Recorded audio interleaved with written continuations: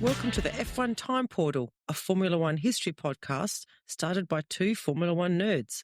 I'm your host, Rosa. And I'm your My Sharona host, Luigi. And today we're taking you back to the 1979 season, part one. So let's go.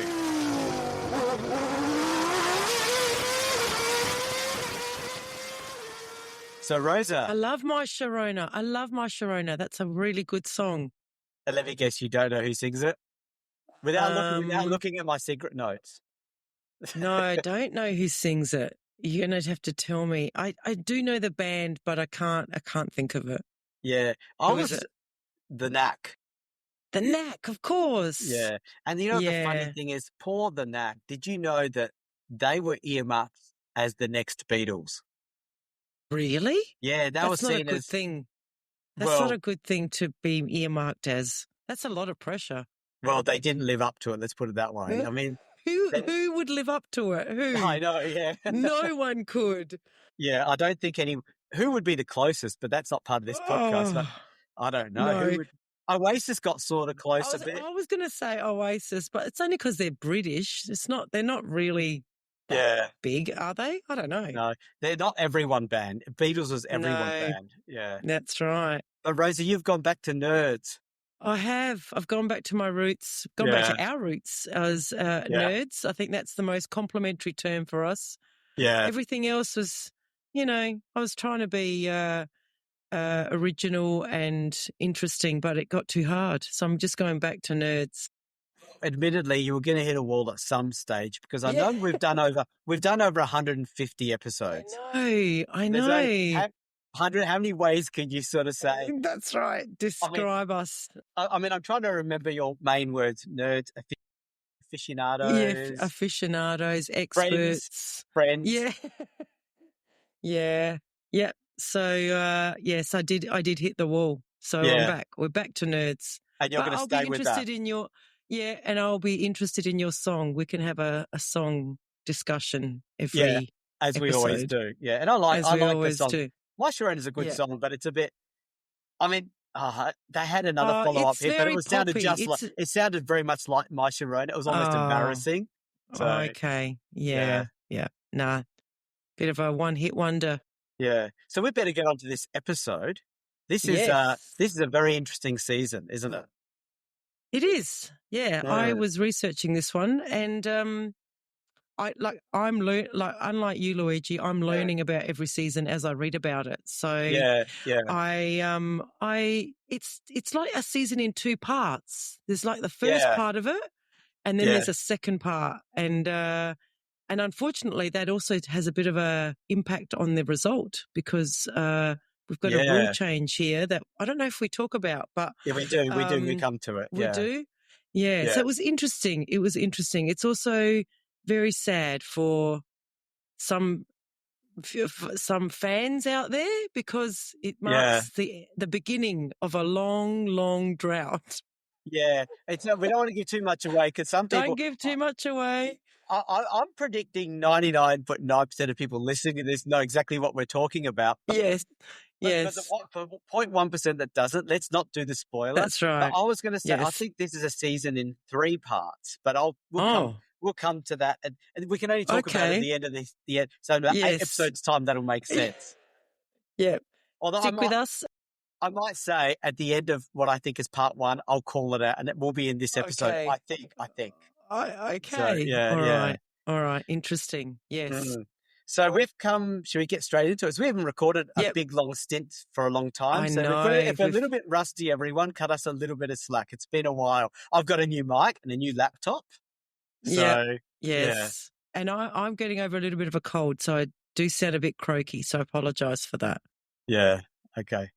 So let's get into it, shall we, Rosa? 1979. Mm-hmm.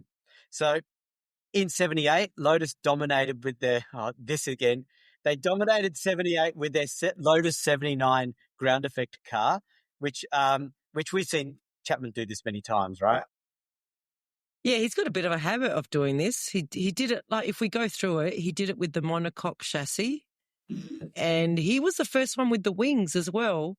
Yeah. I don't think he was the first one with the engine in the in the rear. I don't think he was the first one to do that. I think that was Cooper, I think. That was because he wasn't even in Formula One then. I think he was like a junior mechanic or something. Right. You know what I mean? That's right. Yeah. He probably had something to do with it back in history. But he's got a habit of just really developing the next kind of technological advancement to get his team up the front. Yeah, and he was a radical. He was an extremist, and we'll find out this season how extreme he goes. But, I mean, he rewrote the rules, and everyone had to follow to keep up. If they didn't do the same, they were left behind. Yep.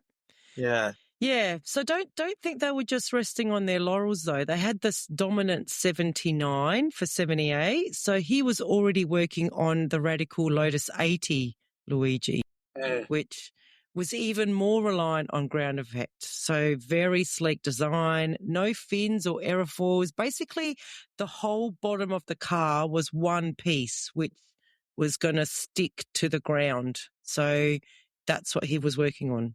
Yeah. And the car, it looks, I mean, for those of you that can look, it's every now and then we'll say, look it up, look it up. This one's worth looking up, I reckon, the Lotus 80. It looks very different, to every other car. And, but it was so advanced that it caused many, many problems. And apparently it caused an extremely large Venturi. Those pesky Venturis, Luigi. Yeah. What the hell is a Venturi? It sounds like some sort of like shuttle that's going to the moon. And I had no idea what Venturi meant either. So I obviously had to look it up. And it was interesting what it was. It means that there is a large center of pressure making the car virtually impossible to control. So I think what it means is the center of the car sucking down right in the center of the car. So maybe the rest of the car is hard to manage. Right. So, I can imagine the back would fishtail out and move and the front would lose direction. So, I mean, if it's making the car difficult to control. I think it was producing too much downforce right in that middle section. Yeah. So, they ended up having to put wings back on the car and make all these other changes. Well, there's a positive out of all this because that car was so difficult. It meant that Lotus makes me so happy. They used their Lotus 79s for most of 1979. So the names finally line up, but not for the reasons that Colin would have wanted. No, it's for a pretty bad reason actually, and we'll see that throughout the season. Yeah. The only thing in Lotus's favour was that they were able to keep defending champion Mario Andretti driving for them, and they signed Carlos Reutemann to the team. Yeah. That's interesting, isn't it? Because obviously they were a bit out of sorts after Ronnie Peterson's passing, and they had fill-ins and all that sort of stuff. But Ferrari pretty much blamed Reutemann for their failures of 78, which I think was a bit harsh because he did come third behind those two Lotus cars. They were dominant cars. They were dominant, Yeah. So they dumped him before the end of the 78 season because he was not popular in the Ferrari hierarchy because they believed he made too many errors on track. Well, he won 4 races in 78, and like you say, that was behind the Lotuses, and they were just dominant. Yeah. But as usual, Ferrari needs someone to blame, and the easiest person to blame is the driver. So, they do this. They do this with Lauda just recently, Reutemann now, and many from then on, and prior, as we know. So, it'll be interesting to see if Ferrari gets karma from all of this. Yeah. Well, an interesting side note there for you, Luigi, is that when we get onto before we get onto the other team, Peterson had signed with McLaren before he died. Yeah. Probably tired of his number 2 contracts to Andretti. Remember, he had a very tight number 2 contract because Hunt had signed a huge deal with Wolff to drive another Postlethwaite creation. So Hunt was with McLaren. And he had a bad year, so he signed with Wolff, and Ronnie had signed with McLaren. Yeah, there's a lot of this happens in history of Formula One because, I mean, for example, those of you that know, we're going a little bit in the future, but Prost comes into Formula One in 1980 with McLaren. And, you wonder if Peterson hadn't passed on in 1978, would Alain Prost have not made a start with McLaren? And would That's his right. F1 and you know, some drivers when they make their F1 debuts, it has a big bearing on the rest of their career. If they make a great start, everyone's noticing them, right? And all the teams are suddenly very interested. And who knows? Who knows? I mean, I'm happy that.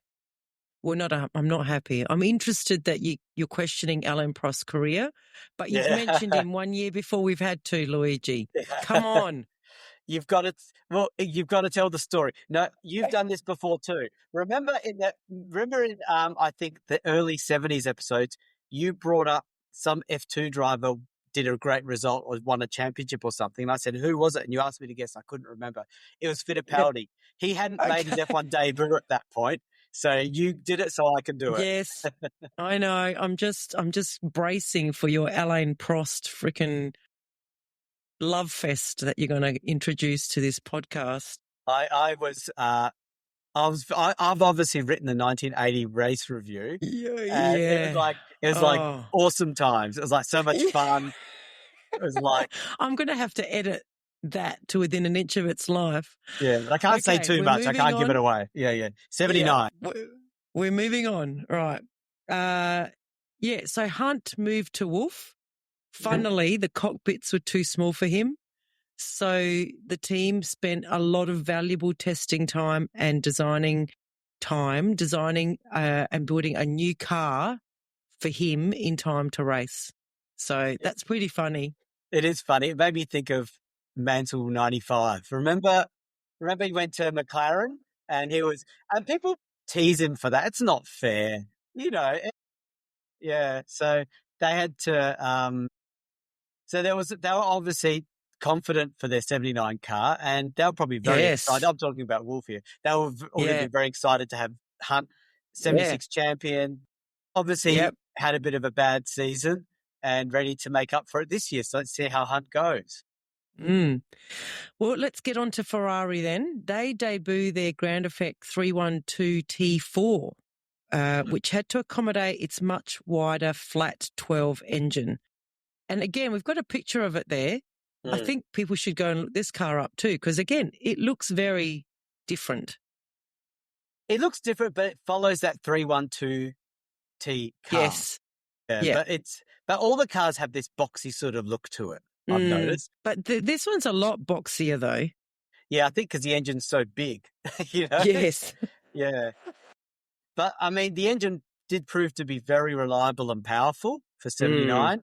And you may recall that Enzo Ferrari got upset. He wanted special attention with tyres, so he made a move to Michelin. And I think that was a bit of it didn't work so great for 78, but it started to pay dividends this year, I think. Well, that's good to hear. And on the driver's side, they signed Jody Scheckter to drive alongside fan favourite Gilles Villeneuve. Yeah, two very different styles of drivers. And let's not forget that people love Villeneuve. And, I mean, I'd say Villeneuve was, for Formula One fans of the 80s, he was the Senna. A lot of people look up to hold a candle to Senna, I would say, from a, you know, we don't want to give too much away, but yeah. No. Yeah, but they're very different styles of driving, but Schechter's now the elder statesman. Yeah, interesting. Yeah, we'll get into a bit of that a bit later, I think, about Scheckter and how he started Formula One and the role he plays this year in the team. I really enjoyed reading about Gilles Villeneuve's career, the start of his career. Yeah. And I really appreciated that. Yeah, he was a very aggressive and persistent and competitive driver, which we like to see on the track. I mean, that's what we like to see. Well, he gave us things. He gave us things to watch. Like you would go out to watch Villeneuve because you know he's going to do something. Yes. Yeah. All right, on to Brabham. They're back with their own ground effect car, the BT48. And remember, they've got the Alfa Romeo engine and they've got a brand new V12. They followed the design of the troubled Lotus 80, unfortunately. And so they were also showing signs of having some problems throughout the year, the BT48. Yeah. Okay. So they would also make lots of changes during the season. This is the Brabham team, which was frustrating their drivers, Nicky Lauda and Mm. highly regarded but inexperienced Nelson Piquet, who had Mm. driven for them for the last race of the season. Now, I just want to mention a quick comment about Piquet. And we mentioned this, I think, in the 78 episode too, that I started watching Formula One in the mid-'80s. I think you were similar, Rosa, or maybe earlier, I'm not A sure. bit later. I was a bit A bit later. later. Yeah. Yeah. And it's funny that we're reviewing 79, and if you watch the race in No. the 80s, Piquet's like middle-aged, getting to his end part of his career. And to Yeah. hear Piquet being referred to as a young gun, Yeah. inexperienced, is like, oh, really? Yeah. You have to It was a recalibrate little. your mind. Yeah. Well, it was a little bit like when we were reading about Patrese, because when we started watching, Patrese was like an elder statesman, kind of journeyman, had been around Yeah. for ages, and then to read about him as a young whippersnapper, and challenging all these older drivers, like, wow, he was young once, And getting um, banned, getting race and getting banned. banned. That's You right. can't see that in the latter part of his career. So we've got to be No. careful our nostalgia might distort our views on things. You know what I mean? Does it change? So, I mean, my view on Patrese totally changed. yeah, me too. Yeah. Anu was also one I had to recalibrate. Yes. Anu, I had to Yes. recalibrate really hard, but we'll come Yeah. to Anu in the coming years. Yeah. Yeah. So Tyrrell then, they attracted ex-Lotus driver Jean-Pierre Jarier to join Didier Pironi. And they launched the 009 car during the season with their new sponsor, Candy. Very nice car. I remember this car actually, Luigi. Yeah, that Candy sponsorship stays for a long time. Yeah. And it looks cool. Yeah, it does. I have no idea what they do. I doubt it's actually candy, like lollies.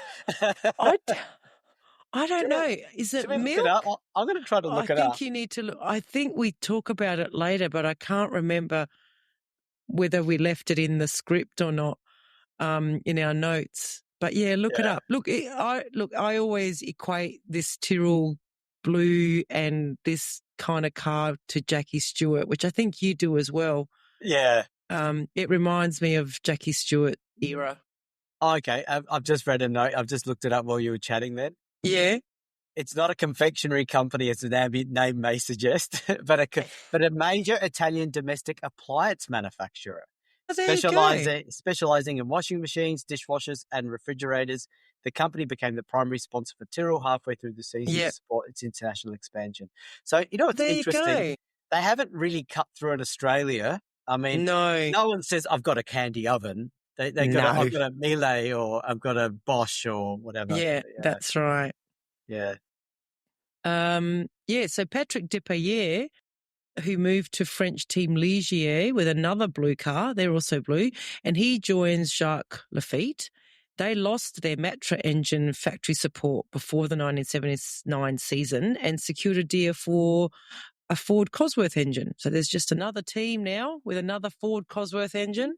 Yeah, and they debuted their JS11 with the same design as the 79, Lotus 79, but it's a really nice looking car. It's boxy like most of them are of this era, but I love that Gitane's look. I know Gitanes are cigarettes, right? But it just looks really cool. They've got the blue and white. I really like it. Yeah, maybe it's the colouring or that, I don't know, the nose cone, but it doesn't look as boxy as the Ferrari. It looks quite good. The shape's nice. And look, they were because they followed the 79, the Lotus 79 design, they were fancied to be very competitive. Yeah, and what made me think of this, and I don't like to do this too often because these episodes are historical, but I'm going to make a reference to 2026 because I sort of got vibes of, because we're recording this episode in April 26th, Alpine. Yes. Yeah, so Alpine went from their Renault engines, which they'd had from day dot, obviously because they were a French team owned by Renault, and Alpine went to Mercedes engines. And and this is Ligier, like almost the official French team. Yes. Going to Ford Cosworth. Yes. Yeah. So Anyway, Renault is still persisting with their 1.5 litre V6 turbo, which is quite a revolution still. Remember, they made their debut in 77. They sort of were part-time 77. 78, they continued, but very unreliable. But they were still held back by poor reliability. But they expanded out to a two-car team for the first time. Yeah, so this is where we see René Arnoux joining Jabouillet. So clearly a very good era to be French, because we've got two French teams and they all want French drivers. So, yeah. So, Renault, this is definitely, and so we're saying this all the time, but these cars look great. So their Renault has that distinctive yellow look. Yes. And that eventually launched their own ground effect car during the season. But the look at these cars, I don't know, Rosa, is it because I just love the 70s design, or is it the look of the car? I don't know what it is. No, I think it's the 70s design. Yeah, okay. I think it's the 70s design. I think they look amazing. Yeah. Both of them look really good. There's not many there's not many curves. It's mostly straight lines.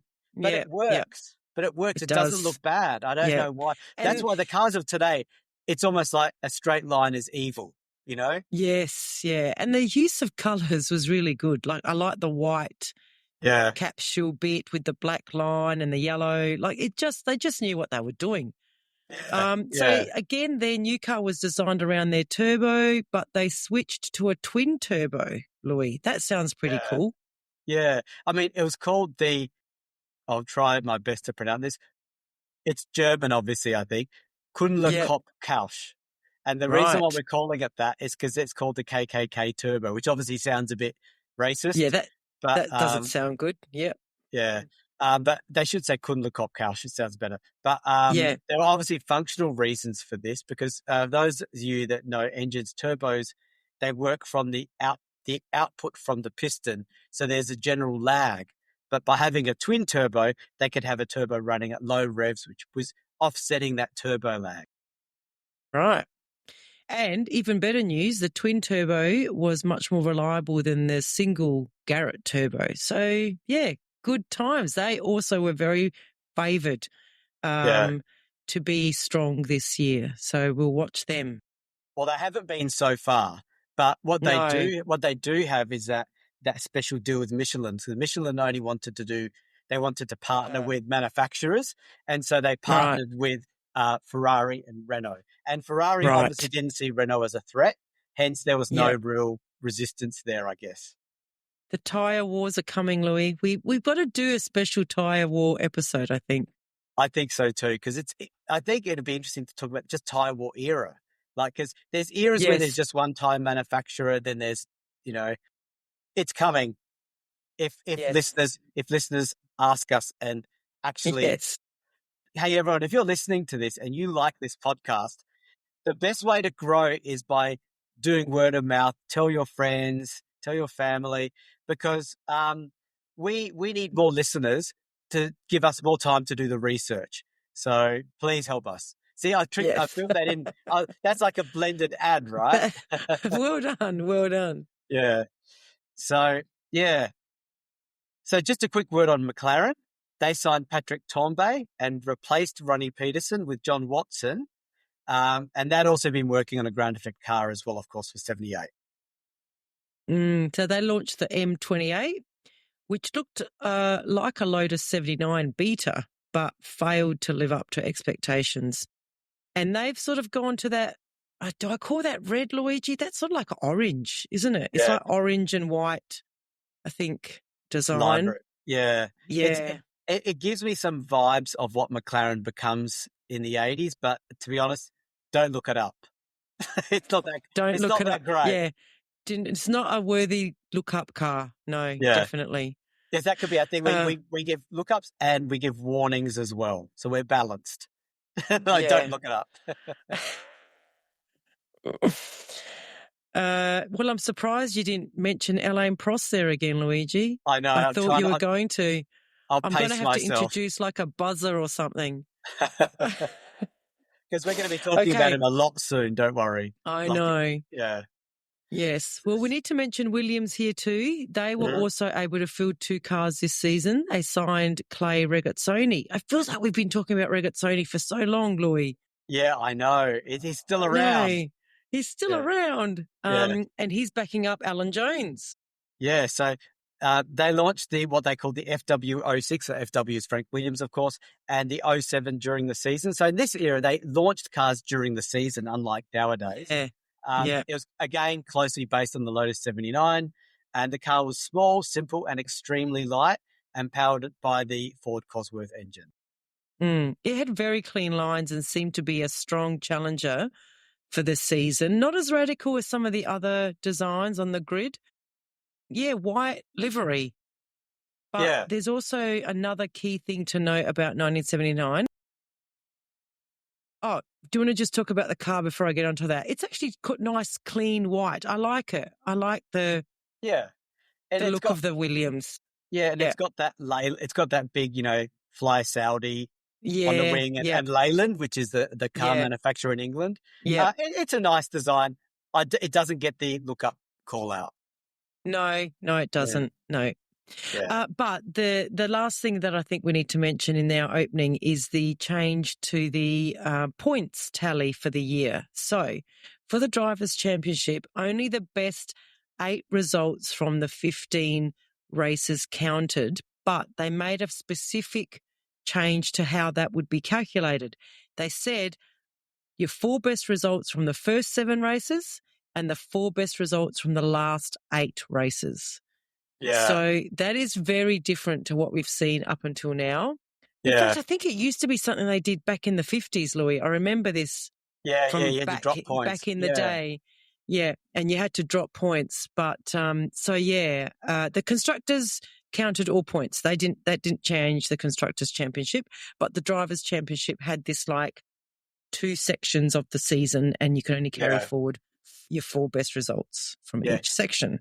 And the funny thing about the philosophy behind this, which I sort of get it, and I agree and don't agree, it's in this era of Formula One, there was a big reliability issue. Cars were always breaking down. And so the idea was to not disadvantage cars that had 1 or 2 breakdowns. It doesn't matter because you can drop that anyway. Yeah. So that was that was the idea behind it, to mitigate the impact of retirements. So but they shouldn't have split it in 2 because what's that word where it's not good for the teams that improve and do well throughout the whole season. Because if you win 5 or 6 of the last 8, you can't carry forward 2 of your wins. Yeah, it's a bit weird, isn't it? It doesn't last long, luckily, I think. Okay, good. Yeah, so I think we're ready to dive. I mean, we're already nearly the end of the episode, Rose. I think we can squeeze one race in, right? Otherwise, people will go, what's going on here? Although we have done episodes where there was no races because the opening was so long. We have. This is borderline. What's your call? We can do one? I reckon we can do one. I reckon. Yeah. Yep. It's 15 races this season. They're starting to build up. Yeah. So, straight into it. Okay, so race 1 of 15, the Argentinian Grand Prix. So that's Buenos Aires, January 21, 53 laps, and the weather was very hot. So prior to the race organisers allowed the teams to have a practice on Thursday, and it was reigning champion Mario Andretti in the 1978 Lotus 79 that he quickly set the pace. Yeah, he looked a bit different though. John Player Special had left Formula One, and Lotus found new sponsors with Italian distillery Martini and Rossi and Tissot watches. It was a nice looking car, actually. It was decked out in British racing green after 12 years of the JPS. Wow. But it's funny, we know that JPS comes back.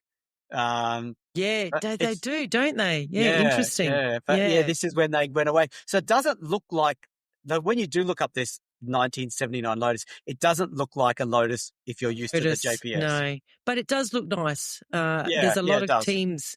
Yeah, but there's a lot of teams here with new cars, as we said in the opening bit. They were all trying to catch up to that Lotus 79. So Brabham, McLaren, Shadow, Tyrrell, Wolf and Ligier all had new cars. And I'm imagining these new teams were testing their new cars and maybe sorting out niggles. But surprisingly, Ligier seemed to hit a sweet spot. Obviously, remember they've got that new Ford Cosworth engine, new engine to them. Yes. With Depailler setting the fastest time of the day. So it's a little bit out of the blue. Yeah, well, nice debut of a new chassis with a new engine and new driver. Yeah. Everyone was expecting Lotus to continue to dominate. Yeah, when Friday started, Depailler was on form and again set the fastest time with his teammate Lafitte close by in third, split by Jarier in the Tyrrell. Reutemann's qualifying time in 1978 of 1 minute 47.84 seconds was being smashed in this year's practice, with 11 drivers setting times around the 1 minute 45 seconds. Yeah, that's the impact of the ground effect really kicking in as the cars find more and more ways to go faster around the corners, I guess. Yeah. Goodyear. Oh, no, do I have to read this? Goodyear still have their policy of only providing qualifying tyres to the fastest driver. So they have one set to each of the 9 favoured teams. Remember, Renault and Ferrari are not in there. And 2 sets to each of the 5 fastest Goodyear runners on the Friday. So everyone was caught up in this ridiculous policy, except, as I said, for Ferrari and Renault, who were using Michelin tyres. And I disagree. I formally disagree. I still think it's a good policy because it rewards the drivers in what are classified as the tier 2 teams to do their best to get access to the good tyres. But you need the good tyres to do good times. They get that on Saturday. It's a cheap cost-saving strategy. Yeah, maybe you're right, but let's see.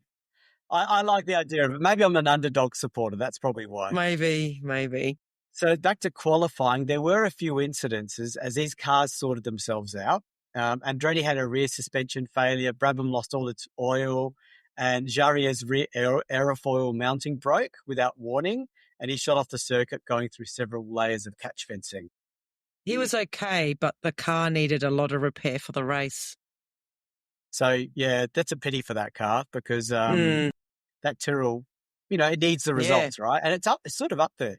So the grid in the end was, it was actually Lafitte, the original team member of Ligier, who got the better of Depailler, who set a time of 1 minute 44.2, followed by his teammate Depailler, home favourite Reutemann, Jarier in the Tyrrell, so he's still up there despite that little incident. Scheckter in the Ferrari and Watson in McLaren.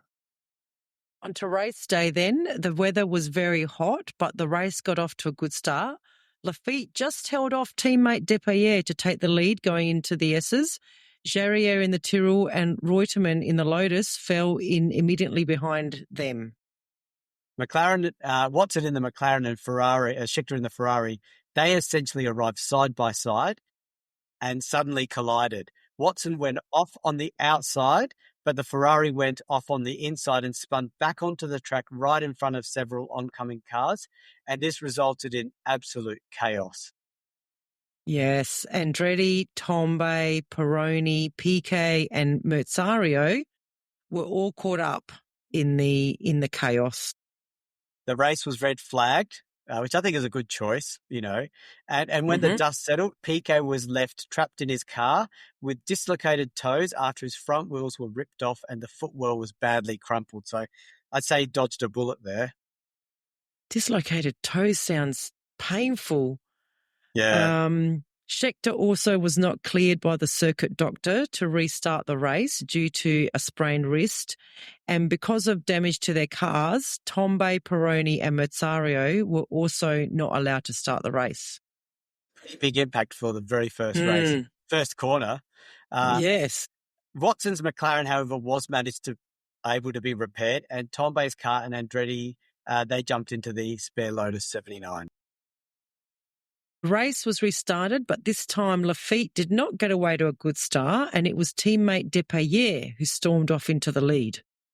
So Jarier, the Tyrrell and Watson were also faster on the takeoff, than Lafitte, and Lafitte had to settle into fourth place ahead of Andretti and Reutemann in the Lotuses. Come on, Lafitte, don't let your teammate get the spotlight when they're new, you know? And Lotus must be feeling pretty good around now. They're going, all right, we're still Yeah. we're still up there. We're still in the lead or close Yeah. to the lead. On the second lap, trying to make amends for his poor start, Lafitte followed Watson past Jarriere into third place. Yeah, Jarrier's Tyrrell was not handling well. And unfortunately, he lost 2 more places to Andretti and Reutemann and was left running ahead of the lone Ferrari of Villeneuve. Watson's McLaren was also suffering due to a bent front suspension from his collision with Scheckter, and within 3 laps lost a place and was running third behind the Ligiers of Depailler and Lafitte. The 2 blue and white Ligiers were now about 2 seconds apart when Depailler's car started to suffer from the effects of fuel vaporization, and Lafitte quickly honed in and took the lead on lap 11. I don't think he would have had much resistance. No. Reutemann, meanwhile, had overtaken Andretti. See, that's what happens when you don't have a ridiculous second driver clause in your contract. Yeah. And was catching up to Watson in the struggling McLaren. That's when Andretti's Lotus started to understeer and lost a place to Jarriere. So the order is now Lafitte in the Ligier leading with Depailler next, Watson, Jarriere and Andretti. Interesting to see McLaren up there too, Louis, given what we said at the beginning. Yeah. There was a spate of retirements about now, with Lauda calling it quits after fuel pressure issues and Jarriere with an engine failure. So Lauda was now at the back of the field, and it's not a great start to the season for the champ, I guess, or previous champ. But I feel bad for Jarriere because he was actually fighting for a podium spot. And this Tyrrell hasn't been up there for a while. His car actually caught fire, stranded out on the circuit, but was quickly put out by some fire marshals. Yeah, that wasn't so long ago, Louis, that we would have been reading a different end to that incident. Yeah, I know. It's like I know. But to the race itself, it was getting a bit processional because Lafitte had opened up now a good 10-second lead over Depailler. It was well settled in second place, despite his popping and banging engine. So even with that issue, he was well ahead of Reutemann in third. McLaren team leader Watson was now in fourth, ahead of Andretti in fifth, who was well clear of your favourite driver, Fittipaldi, in sixth, because he had overtaken Villeneuve on his struggling Michelin tyres. Yeah, he wasn't having a good time because he had to pit for new tyres and he lost 3 more places. I'm talking about Villeneuve here. And I'm not making any comment about the Fittipaldi comment. Yeah, Ferrari not doing great here. Not good to hear that. But their ground effect 312T4 won't debut until Kyalami. So I'm being patient, Luigi. Yeah. Back to the front, Reutemann, spurred on by the crowd, was catching Depailler in that struggling Ligier. Yeah, on lap 36, Reutemann was close enough to overtake Depailler, but suddenly his exhaust pipe cracked and it started to cost him power. Depailler scurried away, but that was short-lived as his engine started misfiring badly. And on lap 44, Reutemann took second place, much to the delight of the crowd. 2 laps later, Depailler lost another lap to Watson after pitting to see if the problem with his engine could be fixed, but he was quickly sent on his way to do what he could on track. Remember, this is an era of no team radio. I know. So he was on his own trying to work it out, you know? Yeah, it was a silly stop. I mean, there's only 10 laps to go and he's lost another lap and another place.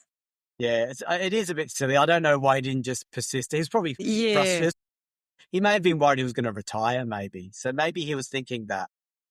Well, the race ended with Lafitte first in the Ligier, Reutemann second in the dominant Lotus, and surprisingly for me, Watson third in the McLaren. Yeah, it's funny that because I think we have this many times. We know seasons where some cars have a bad season, but they start well. Yes. And I think I've said it in the past, like they don't know yet they're driving a dog of a car, you know? Yeah. Yeah. So Watson would have had hope, I guess. So De Yes. Angelis actually finished seventh in his Formula One debut in the Shadow. We didn't mention him, but we're just calling him out because we know he has a bit of a career.